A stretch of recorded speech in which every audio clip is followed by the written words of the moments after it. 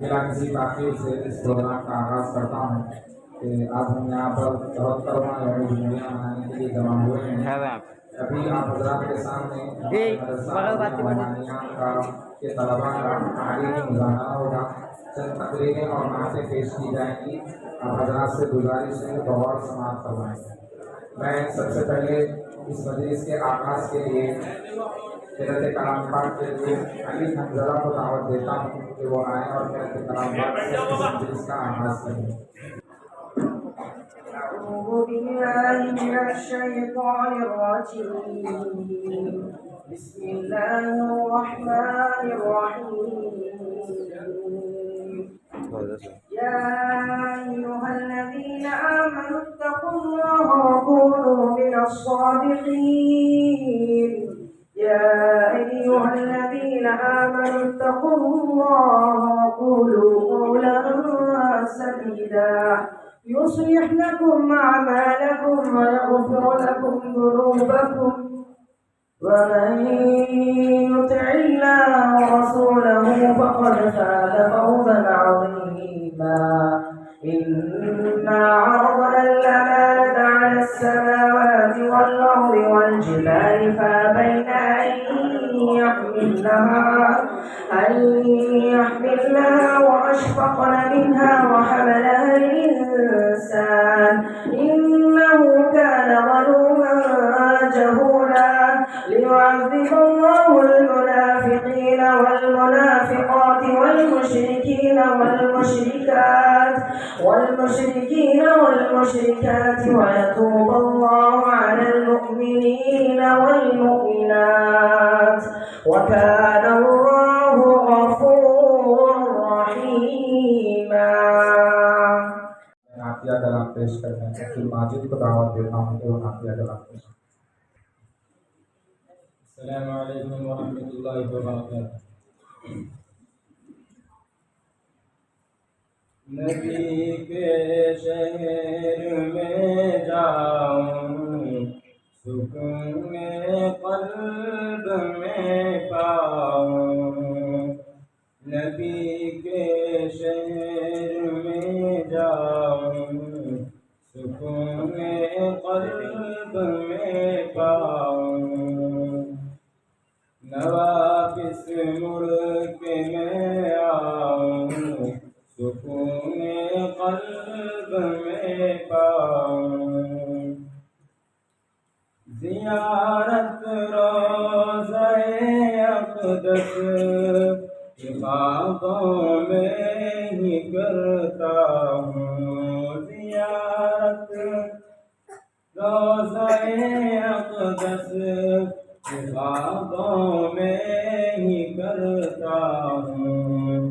خیالوں میں ہی کھو جاؤں، سکون قلب میں پاؤں۔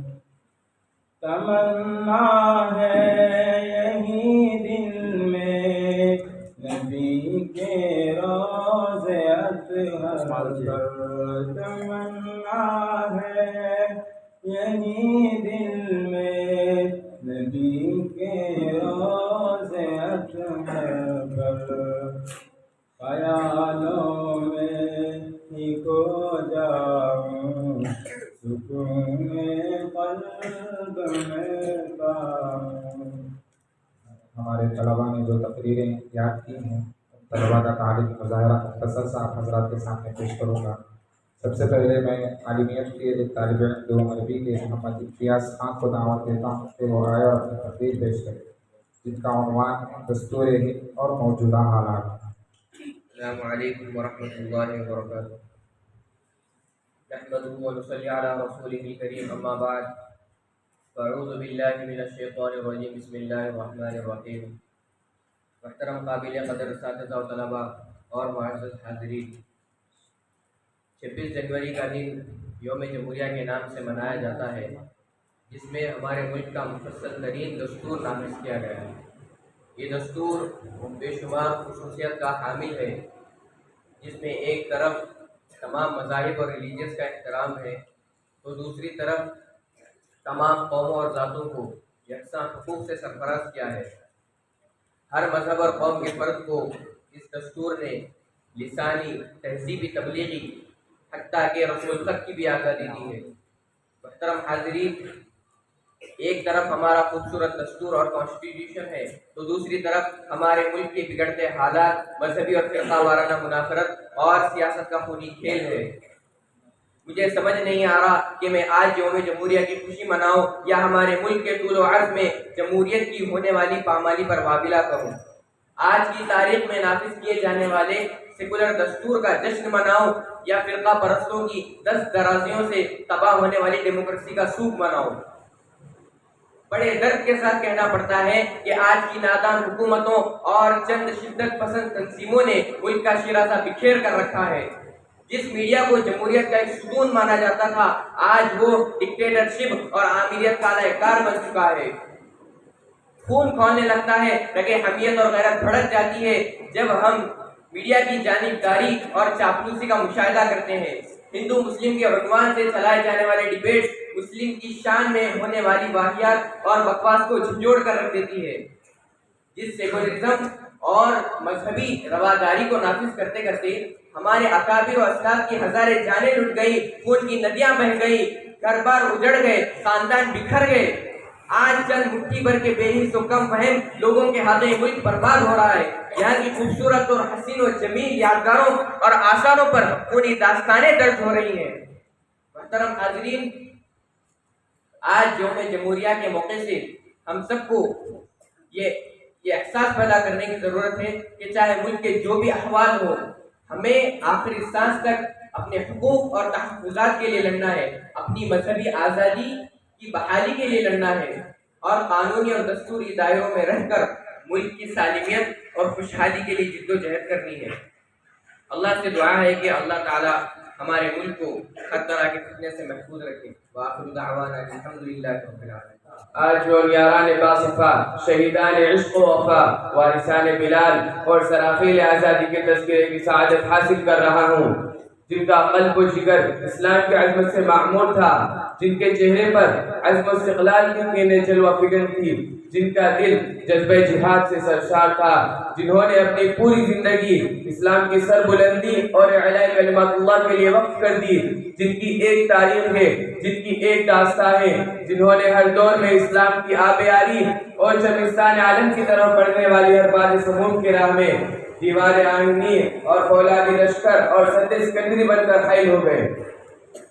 حضرات، جب ہندوستان کی مقدس سرزمین پر انگریزوں کا ناپاک سایہ پڑا اور وہ اپنی شاطرانہ و عیانہ چالوں سے یہاں کے مالک بن بیٹھے، جب باشندگان ہند پر طرح طرح کے ظلم و ستم کے پہاڑ توڑے جانے لگے، جب ہندوستانیوں کو غلام بنایا جانے لگا، جب ہندوستانیوں کا خون ان کے پسینوں سے بھی ارزاں ہونے لگا، تو ایسے نازک وقت میں جس شخص نے سب سے پہلے علم بغاوت بلند کیا، وہ امام خلیل رئیس الاولیاء شاہ عبد العزیز ابن ولی المحدث دہلوی ہیں۔ یہ وہی مرد و مجاہد درویش خدا ہے جس نے وقت سے بہت پہلے مسلمانوں کے نسب العین کا اعلان فرما دیا تھا، جہاں تک پہنچنے کے لیے ابھی دوسروں کو برساں برس انتظار کرنا تھا۔ حضرات، واقعہ یہ ہے کہ اگر جنگ آزادی میں علماء کرام حصہ نہ لیتے تو یہ ہندوستان کبھی بھی آزاد نہ ہوتا، اگر وہ سرافیل آزادی نہ ہوتے تو یہ تحریک آزادی نہ چلتی، تحریک بالا کوٹ نہ چلتی، تحریک ریشمی رومال نہ چلتی، تحریک خلافت نہ چلتی، ہندوستان چھوڑو تحریک نہ چلتی، مقدمہ وہابیہ نہ چلتا، امبالہ سازش کیس نہ بنتا۔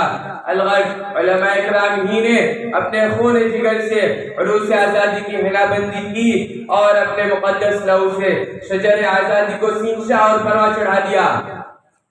حضرات، ان انگریزوں کے دیش کا ایک شخص جس کا نام تھا ٹامسن، وہ کہتا ہے کہ دلی کی چاندنی چوک سے لے کر خیبر تک کوئی ایسا درخت نہ تھا جس پر علماء کی گردنیں نہ لٹکی ہوئی تھی۔ ٹامسن کہتا ہے کہ علماء اکرام کے جسموں کو تانبے سے داغا گیا، علماء اکرام کو سواروں کی کھالوں میں بند کر کے جلتے ہوئے تنوروں میں ڈال دیا گیا، علماء اکرام کو ہاتھیوں پر کھڑا کر کے ان کو درختوں سے باندھ دیا گیا اور ہاتھی کو نیچے سے چلا دیا گیا۔ ٹامسن کہتا ہے کہ لاہور کی شاہی مسجد جس کے ذہن میں انگریزوں نے پھانسی کا پھندا لگایا تھا، اس میں ایک دن میں 80 علماء اکرام کو پھانسی دی جاتی تھی۔ لاہور کی دریائے راوی میں ایک دن میں 80 علماء کو بوریوں میں بند کر اس میں ڈال دیا جاتا اور ان پر گولیوں سے نشانہ لگایا جاتا۔ تھامسن کہتا ہے میں ایک بار اپنے خیمے میں گیا تو مجھے وہاں مردار کی بہت گندی بدبو محسوس ہوئی۔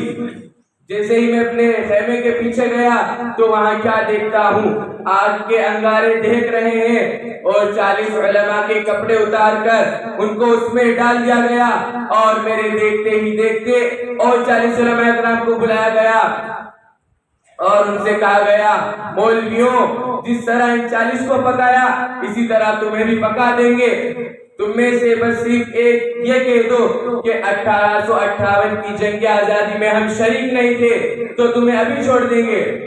تھامسن کہتا ہے مجھے پیدا کرنے والے کی قسم کوئی بھی علماء اکرام ایسا نہیں تھا، پورے کے پورے آگ میں جل گئے پک گئے، لیکن کسی نے بھی انگریزوں کے سامنے گردن نہیں جھکائی۔ لوگوں ہمیں ان مجاہدین کی یادوں کو زندہ رکھنا ہوگا، ان کی بے مثال و لازوال قربانیوں سے اپنوں اور بیگانوں کو آشنا کرنا ہوگا، کیونکہ آج ملک کے غداروں اور مسلم دشمنوں کی کوشش یہ ہے کہ ان مجاہدین اور ان عظیم بزرگوں کی قربانیوں سے ہندوستانی عوام کو اندھیرے میں رکھا جائے اور انہیں یہ تاثیر دی جائے کہ جنگ آزادی مسلمانوں نے نہیں صرف ہندوؤں نے لڑی ہے، اور وہ یقیناً اپنی اس ناپاک سازش میں ایک بڑی حد تک کامیاب ہو چکے ہیں، کیونکہ آج ہماری نئی نسلیں ان بزرگوں کی عظیم قربانیوں سے یکساں ناواقف ہو چکی ہے۔ لہٰذا اگر ہم ان مجاہدین کے مجسمے حرام ہونے کی وجہ سے نصب نہیں کر سکتے تو کم از کم ان کے نام پر لائبریریاں ادارے تو کھولی جا سکتی ہے، تاکہ ہماری جدید نسلیں اور آئندہ آنے والی نئی نسلیں ان بزرگوں کی جان نثاری و جان سپاری اور وطن کے ساتھ وفاداری کا حیرت انگیز واقعات فراموش نہ کر سکے۔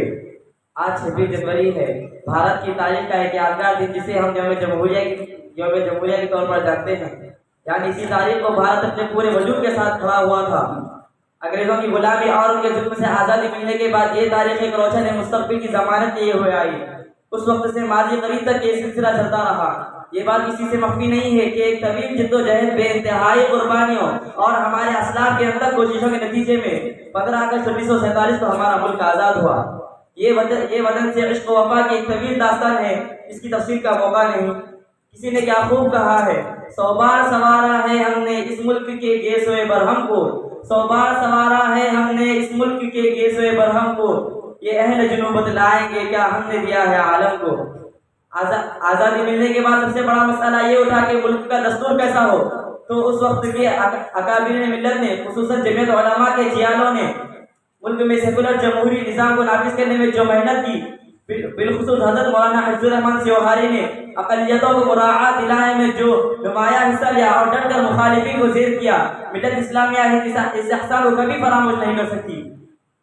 بہرحال انگریزوں کے خونی چنگل سے وطن عزیز کو آزاد کرانے کے بعد ان کے تھوپے ہوئے قانونوں کو مسرد کر دیا گیا اور ملک کو چلانے کے لیے اپنا قانون وضع کیا گیا۔ 26 جنوری 1947 کو ہندوستانی قانون نافذ کر دیا گیا، اس لیے ہم ہندوستانی 26 جنوری کو یوم جمہوریہ مناتے ہیں۔ میرے عزیزوں، آپ کیا سمجھتے ہو، کیا جشن اور بہار کا یہ دن سونے کی تھالی میں سجا کر ملا تھا؟ کیا 1-2 انگلیاں کٹا کر ملا تھا؟ کیا 2-4 گردنیں کٹا کر ملا تھا؟ جی نہیں، آپ پیچھے جائیں تو آپ کو ظلم و ستم کی ایک لمبی داستان ملے گی، خون میں لطف و تڑپتے لاشیں ملے گی، دور دور تک درختوں پر لٹکتے انسانی سر ملیں گے جن پر آزادی کا نام لینے کی پاداش میں ظلم کیا گیا تھا۔ جب گلستان کو لہو کی ضرورت پڑی تو سب سے پہلے ہماری ہی گردن کٹی، پھر بھی کہتے ہیں یہ مجھ سے یہ اہل چمن، یہ چمن ہے ہمارا تمہارا نہیں۔ اصول آزادی کی تحریک در حقیقت علماء کرام اور مسلمانوں نے ہی شروع کی۔ برٹش گورنمنٹ نے جب ہندوستان میں اپنا قدم رکھا اور آہستہ آہستہ اپنا قدم جمانا شروع کیا اور کچھ شعبوں کے مالک بن بیٹھے تو انہوں نے ہندوستانی عوام پر ظلم و جور شروع کیا، اور کچھ شعبوں کے مالک بن بیٹھے تو انہوں نے ہندوستانی عوام پر ظلم و جور شروع کیا۔ اور اپنی طاقت کے ذریعے لوگوں کو ڈرا دھمکا کر اس پورے ملک پر قبضہ کرنا چاہا، تو سب سے پہلے شاہ ولی اللہ صاحب محدث دہلوی اور ان کے خانوادے کے لوگوں نے انگریزی حکومت کے جبر و تشدد کے خلاف صدا بلند کی اور جہاد کا فتویٰ بھی دیا۔ اس کے بعد انگریزوں کو ملک سے باہر نکالنے کی ایک تحریک شروع کی گئی۔ آگے چل کر شاہ اسماعیل شہید اور سید احمد شہید اور اسی طریقے سے حاجی امداد اللہ مہاجر مکی، مولانا قاسم نانوتوی اور مولانا رشید احمد گنگوہی نے بھی اس تحریک میں عملی طور پر حصہ لیا۔ حضرت نانوتوی اور ان کے رفقاء کے بعد حضرت شیخ الہند نے اپنے شاگردوں کے ساتھ مل کر اس تحریک کو آگے بڑھایا اور انگریزوں کو ملک سے باہر کرنے کی ایک منظم تحریک بنائی، جس کو ہم لوگ تحریک ریشمی رومان کے نام سے جانتے ہیں۔ اس کے علاوہ امام الہند مولانا ابوالکلام آزاد، حضرت شیخ الاسلام مولانا حسین احمد مدنی اور مولانا حفظ الرحمان سیوہاری اور دیگر بہت سے علماء کرام نے اس تحریک میں اپنی گران قدر خدمات پیش کی ہے۔ ان علماء کرام کی شانہ بشانہ عام مسلمان بھی شریک رہے۔ بلاخر تقریباً 250 سال غلامی کے بعد ملاد ہوا اور پوری ملا۔ اس مطلب یہ کہ اس کے ہر شے کو مکمل آتی ہے اسی مذہب ہے۔ Allah wa barakatuh. On this auspicious occasion of 26th January, it is our duty to remember the great people who served our country. Amongst them, I would like to bring a light on one of the heroes, Hussain Ahmad Madani Rahmatullah alayh.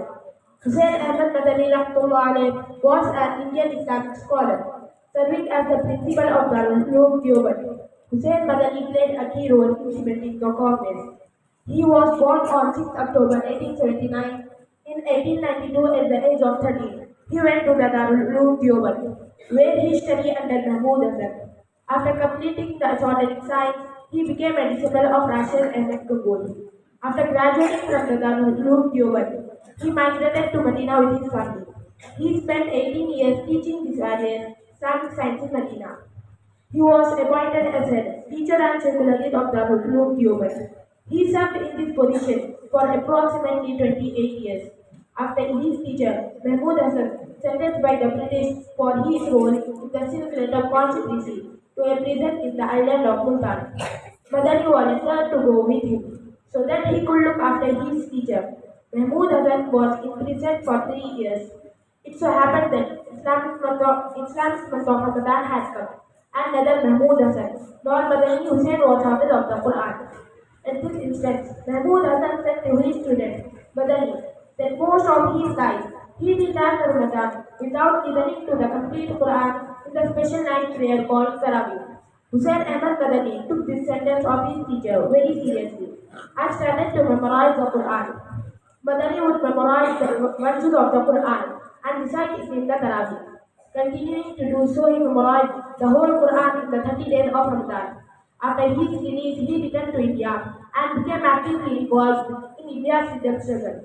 Maulana Madani was one of the founder members of Jamia Millia Islamia New Delhi.